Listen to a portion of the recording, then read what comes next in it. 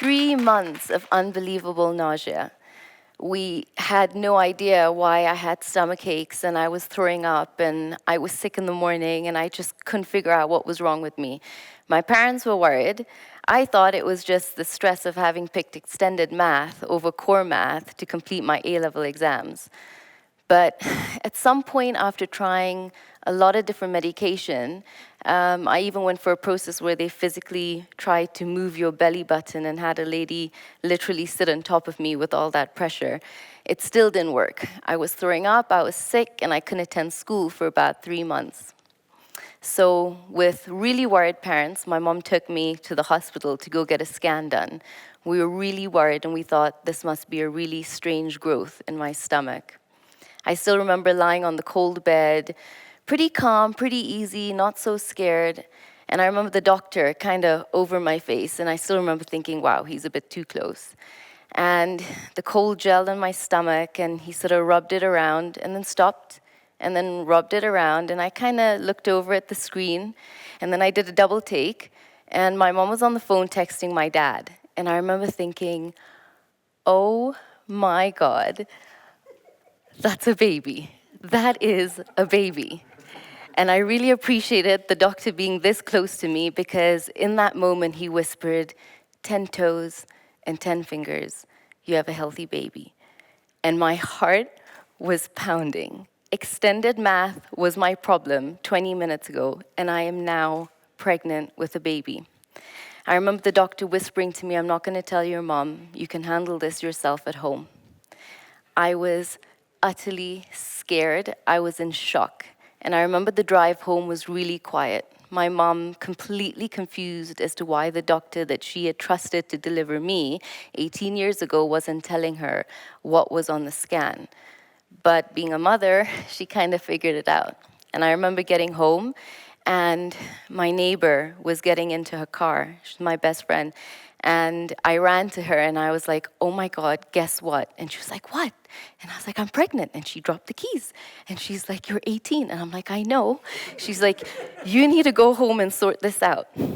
So I remember running into the house and I went all the way upstairs and I sat on my bed with my knees up to my chin thinking, what am I going to do? How do I tell my parents I am pregnant?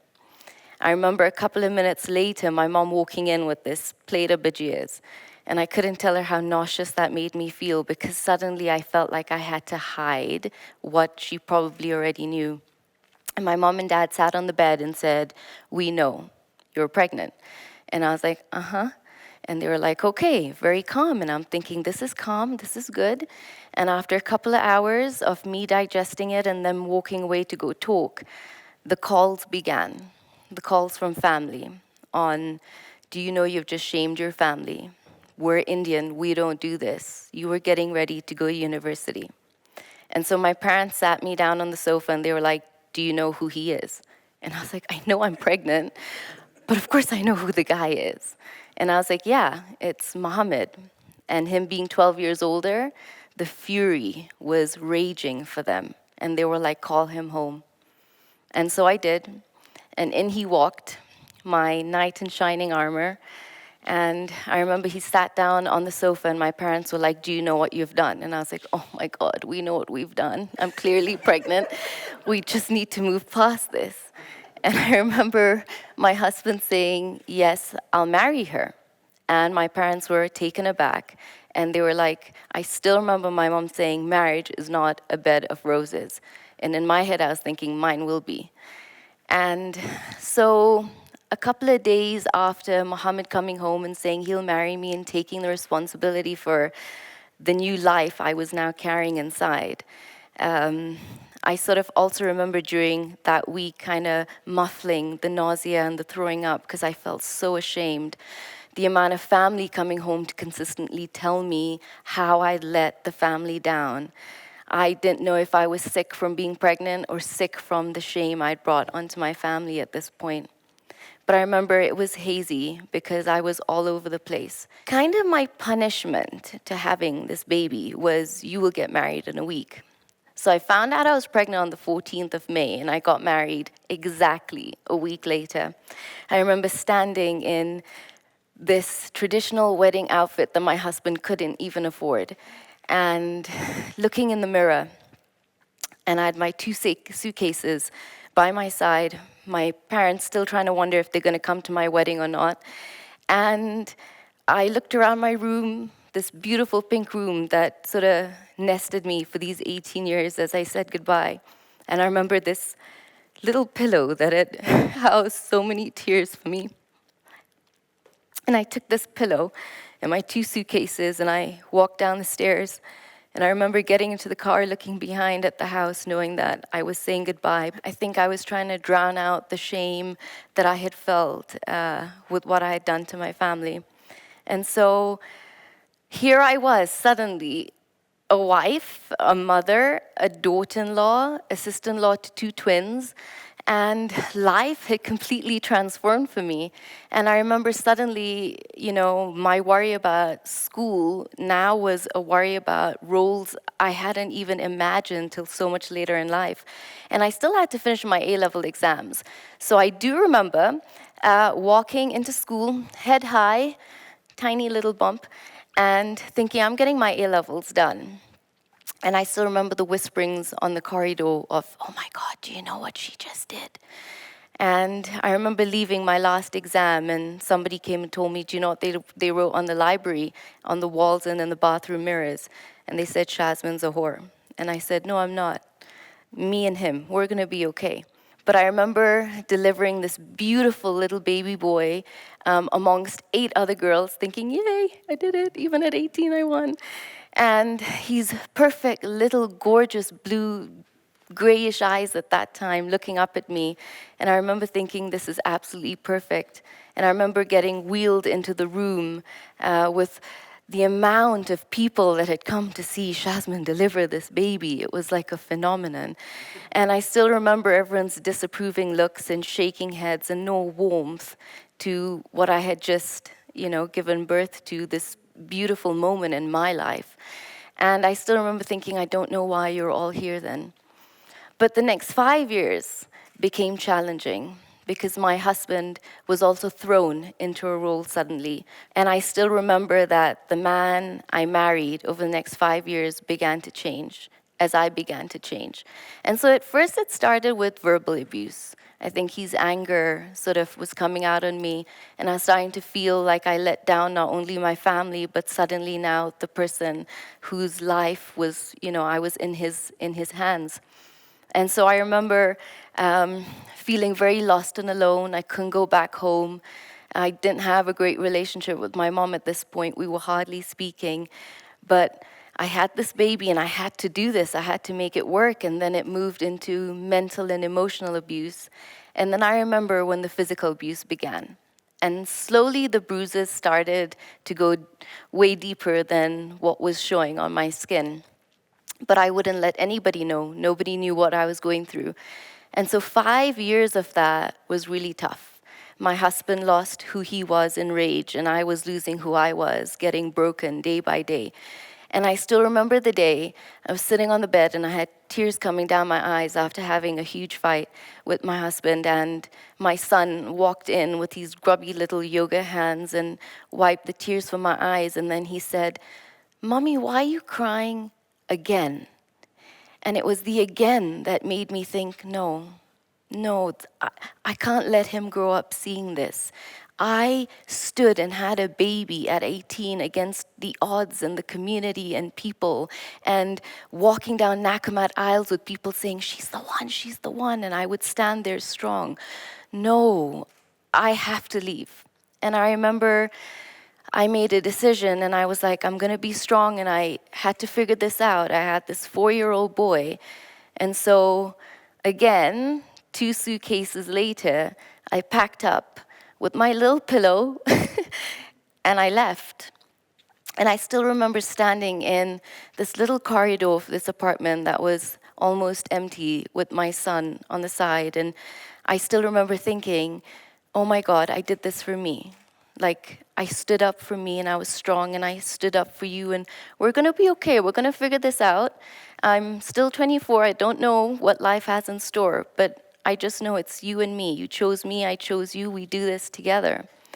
And so the next 3 years of my life were in a battle. I was trying to get divorced and move on and be strong. My husband wouldn't let me go because he still fiercely loved me.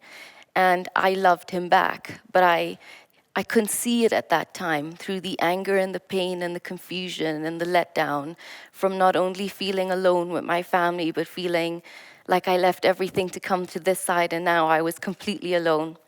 And so I spent the next 2.5 years battling my husband, custody over my son, walking to courtrooms feeling like this tiny human being with this massive lawyer also shaking his head like, now look what you did and look where we are. And I remember thinking, oh my God, wow, I'm doing this all alone. Because at some point I was like, I can't do it anymore. This isn't who I am. This is changing me. And I don't want to grow up bitter. And so I slowly started to heal. And I remember I left my job and I fully went to study life coaching, and I got into this obsession with how do you get through life? How does life not suck you? I don't want this to be my story. I don't want it to be a bitter story. And I remember that as I slowly began healing inside, when my husband would come and drop my son over on the weekends, it stopped becoming hostile between us. And I say husband, but it was ex at that time. But anyway, so I remember my husband would come over and slowly start to say, hi, how are you? And it slowly began to become, instead of being 20 feet, drop my son outside the house 20 feet from my gate, it slowly became, do you want to come in and have tea?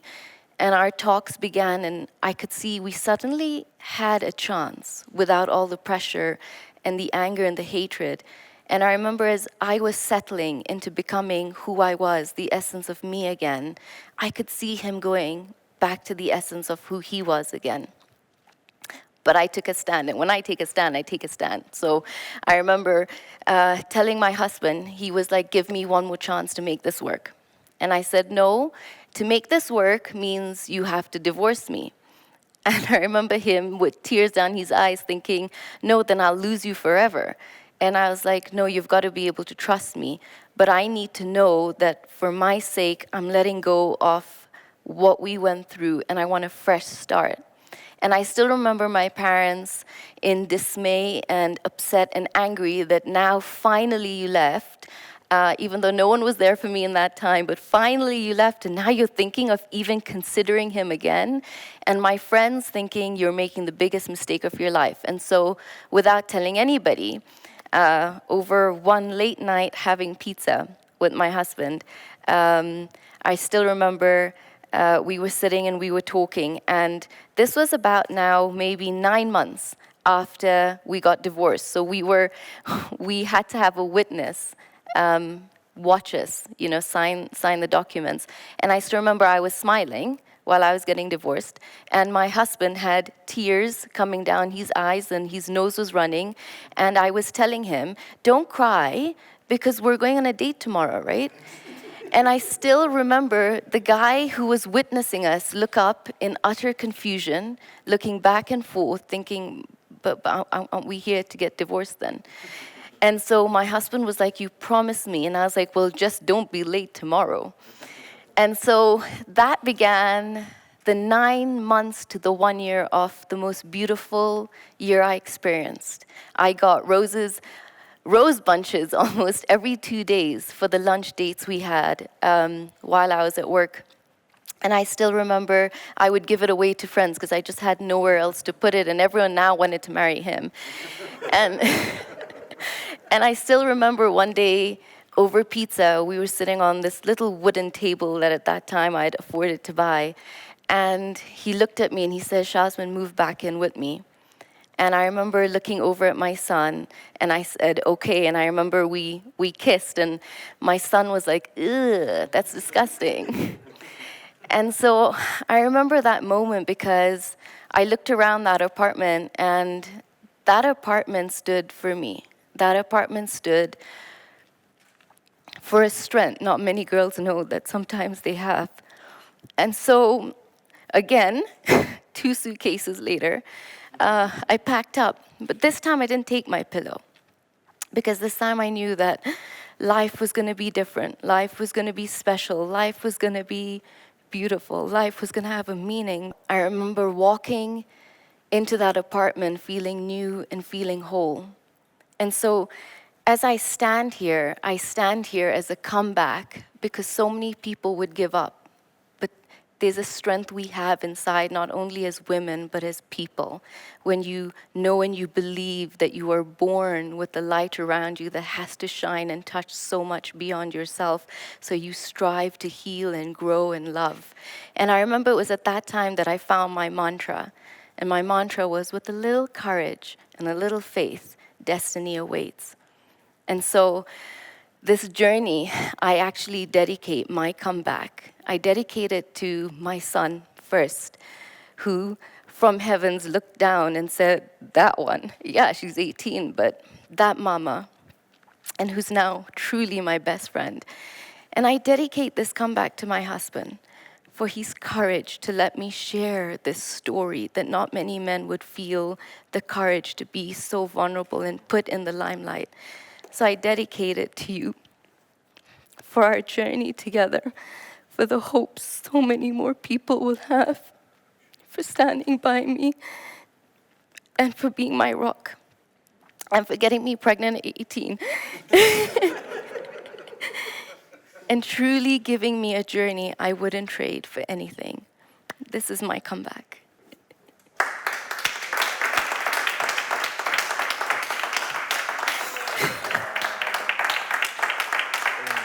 I love you too.